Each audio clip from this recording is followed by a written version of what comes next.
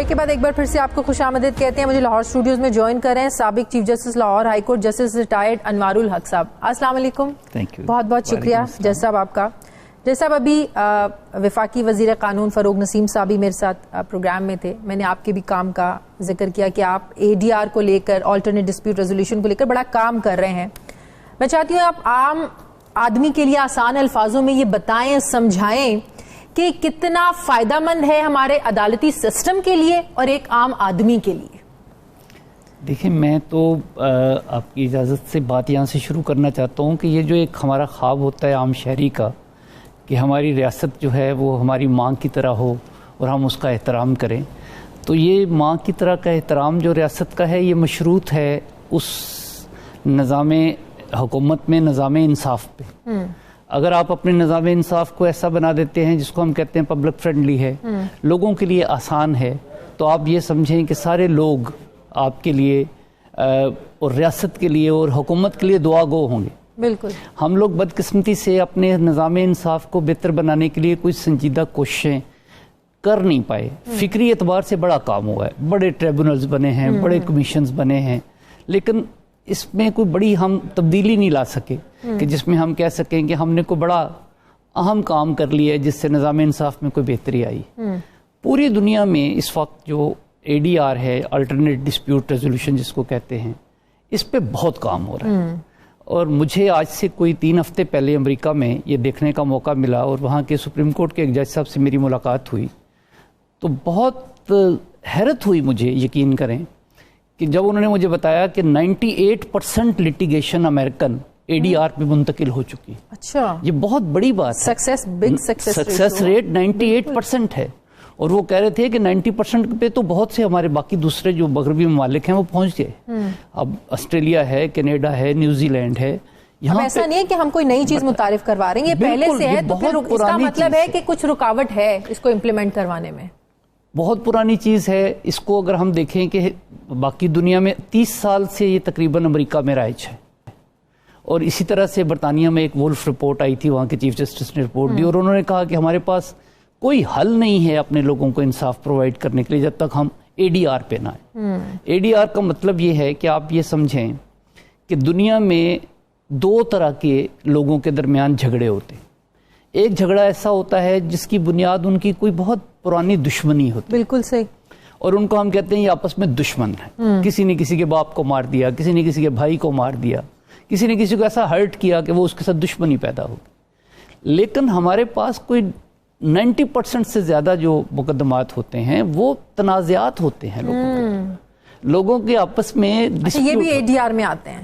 یہ سارا کچھ ہی ADR میں آتا ہے. اچھا. دیکھیے جب آپ کا کوئی تنازع ہوتا ہے اپنی پراپرٹی کے بارے میں، اپنی فیملی کے بارے میں، اپنے بچوں کے بارے میں، اپنے ہیومن رائٹس کے بارے میں، تو یہ ساری چیزیں جو ہیں ان کو آپ نے ریزالو کرنا ہوتا ہے.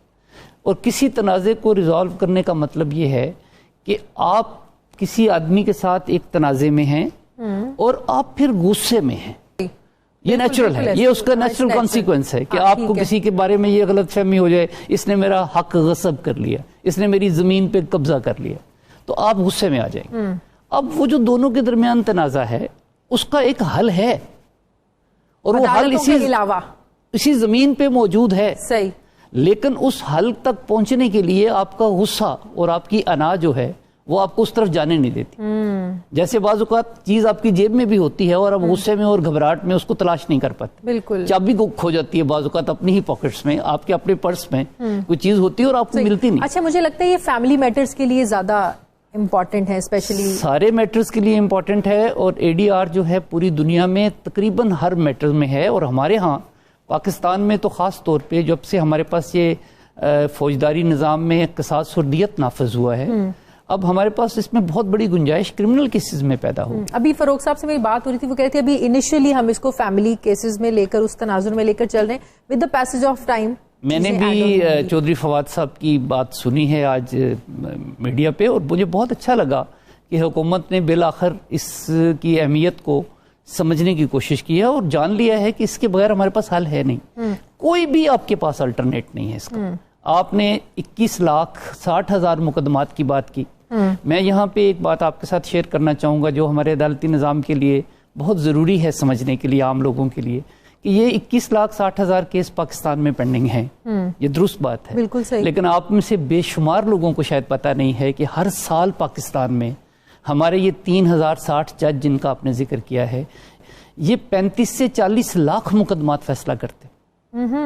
یہ کتنے لوگوں کو پتا ہوگا اس بات کا؟ بالکل. ہمارے پاس جو چیز نیگیٹو ہوتی ہے اس کی تشہیر زیادہ ہو جاتی, جو پازیٹیو اس کا پہلو ہے کسی کو نہیں. ہمیں تو یہ بتایا جاتا ہے ججز اور چاہیے, عدالتیں اور ججز چاہیے, اس سے بھی زیادہ چاہیے ہوں گے, اور ججز کی کمپیٹنس کا بھی مسئلہ ہے کہ کمپیٹنٹ ججز ہمیں چاہیے جو ان فیصلوں کو جلدی جلدی نپٹا دیں. ہمارے پاس پاکستان میں ہر سال 35 سے 40 لاکھ نئے مقدمات داخل ہوتے ہیں. بالکل سے. اچھا, اب یہ کیس ٹو کیس ویری کرتا ہے کہ سالس کیسا ہونا چاہیے, اس کا میرٹ کیسا ہونا چاہیے, اس کی قابلیت کیسی ہونی چاہیے, یہ کس نے ڈیسائیڈ کرنا؟ دیکھیے, پہلی بات تو یہ ہے کہ اگر ہم اس بات کو طے کر لیں گے آپس میں کہ ہمیں اپنے تنازعات کو عدالت کے باہر بھی حل کرنے کی ضرورت ہے. ٹھیک ہے. جب آپ نے یہ سوچ لیا کہ جو بھی میرے ساتھ معاملہ ہوتا ہے اس کو میں نے کورٹ میں لے کے جانا ہے, تو یہ سب سے بڑا مغالطہ ہے.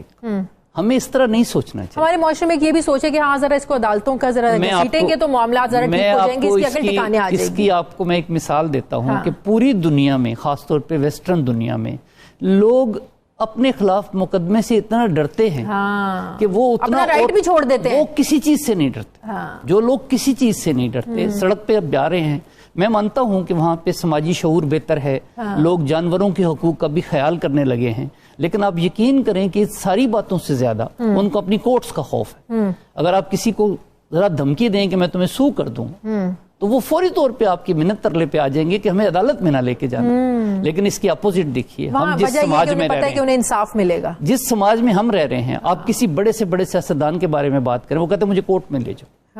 میں جب عدالت میں چیف جسٹس کی سیٹ پہ بھی بیٹھا تھا تو مجھے اس بات کو بہت بری لگتی تھی, سننے میں بہت برا لگتا تھا کہ یہاں لوگ ایک دوسرے کو جواب دینے کی بجائے, ایک دوسرے کو کورٹ سے ڈرانے کی بجائے کہ کورٹ میں نہ جاؤ تمہارے خلاف فیصلہ ہو جائے گا, وہ کہتے ہیں مجھے کورٹ. اس کے پیچھے سوچ یہ ہے کہ لٹکتے رہیں گے, فیصلے نہیں ہوئیں گے. ایگزیکٹلی یہی ہے. اب یہ جو 21,60,000 کیس ہیں, ان کے اوپر میں نے کتنی دفعہ ریسرچ کروائی ہے, خود ایکسپرٹس کو بلوایا ہے, خود بیٹھا ہوں فائلیں کھول کے.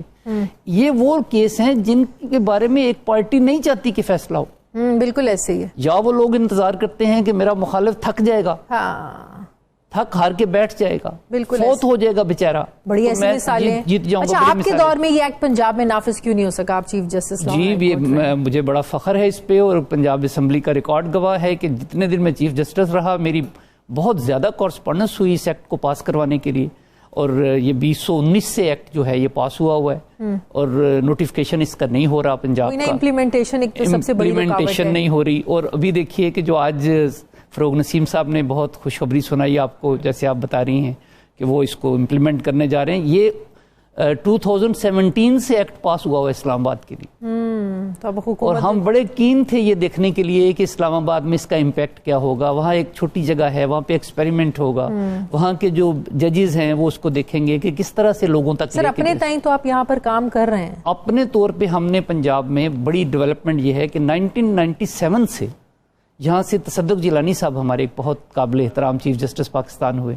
جب لاہور ہائی کورٹ میں جج تھے تو انہوں نے کیلیفورنیا کی عدالتوں کا سسٹم دیکھا, اور وہاں پہ جا کے انہوں نے اس کو نوٹ کیا کہ یہ لوگ تو ADR پہ آ گئے ہیں اور جلدی جلدی فیصلے ہو رہے ہیں. تو یہاں پاکستان میں آ کے پھر انہوں نے تقریباً 1998 سے اور 2000 تک اس کے ایکسپیریمنٹس کیے. اچھا, کوئی ماڈل کورٹس بنائی, کچھ مختلف تجربات کیے. صحیح. اور یہاں سے بار کے ممبران, وہ ظفر اقبال کلانوری صاحب تھے ایڈوکیٹ, وہ بھی ان کے ساتھ گئے کیلیفورنیا, پورا اس کا اسٹڈی انہوں نے کی. اس کے بعد جو اگلی ڈیولپمنٹ ہے وہ لمبا عرصہ اس کو ہم نے سمجھنے میں خرچ کر دیا, اس کو عملی طور پہ نافذ نہیں کر پائے. بالکل صحیح. اور پھر اس کے بعد یہ ہوا کہ ایک سٹیج پہ آ کے منصور علی شاہ ہمارے چیف جسٹس جب بنے تو انہوں نے اس کو دوبارہ سے ریوائیو کیا. اچھا. انہوں نے آ کے ایک نیا تجربہ کیا, اس کو کہتے ہیں کورٹ انیکسٹ میڈیشن, کہ ہمارے کچھ ججز کو ہم ٹریننگ دے دیں. پنجاب کی 36 اضلاع ہیں, تو 36 ججز کو ہم نے ٹرینڈ کیا ایشیا فاؤنڈیشن کی مدد سے کہ آپ اس طرح کی ٹریننگ لے لیں کہ آپ کے پاس کوئی کیس آئے تو آپ اس کیس کو فوری طور پہ ریفر کریں اس جج صاحب کے پاس جو اس کے پاس لوگ جا کے صلح کرنا چاہتے ہیں. لیکن سر مجھے ایک بات بتائیں, اب جو مرڈر کیسز ہیں, کسی نے کسی کو مار دی ہے, کسی کے ساتھ زیادتی ہو گئی ہے, وہ یہ اتنا آسان ہوگا ثالثی اس معاملے میں کروانا؟ دیت تو ہے ہمارے اسلام میں، ظاہر ہے وہ تو ایک الگ ایشو ہے، لیکن جتنا آسان ہمیں بتا رہے ہیں مجھے سمجھ بھی آ رہی ہے. فیملی میٹرز میں تو بہت آسان لگتا ہے کہ صلح ہوگی، میاں بیوی کی لڑائی ہے یا بچوں کا کوئی مسئلہ ہے، خرچے کا مسئلہ ہے، لیکن یہ قتل جیسے مقدمات میں اتنا آسان ہے اس کو ریزالو کرنا. سر کسی کے ساتھ زیادتی ہوئی ہے، وہاں قانون کے مطابق کیسے فیصلہ ہوگا؟ دیکھیے اس میں ایک بات تو بڑی واضح طور پہ آپ کو میں کلیئر کرنا چاہوں گا کہ پاکستان میں 2-3 طرح کی تنازعات ہیں. ایک ہے سسٹم جس کو ہم کہتے ہیں سول لا کا سسٹم ہے، جس میں آپ کے باقی فوجداری کے علاوہ کرمنل کیسز کے علاوہ باقی کیسز آتے ہیں. تو جو سول سائیڈ ہے وہ تو ساری کی ساری آپ ADR میں لا سکتے ہیں بڑی کمفرٹیبلی، اور اس میں آپ ایک سالس کو کہتے ہیں کہ جی میڈیٹر کو مقرر کر سکتے ہیں، آپ اس میں آربیٹریشن کر سکتے ہیں اور وہ ریزالو ہو سکتا ہے، اور وہ اس میں ریزالو ہو سکتا ہے. بالکل. کرمنل کیسز میں ہمارے ہاں 3 درجے ہیں. ہماری جب بھی پاکستان میں آپ کسی جرم کا مطالعہ کریں گے، اوفینس کو دیکھیں گے لا میں، تو اس کے ساتھ لکھا ہوگا کہ یہ کمپاؤنڈیبل ہے کہ نہیں ہے.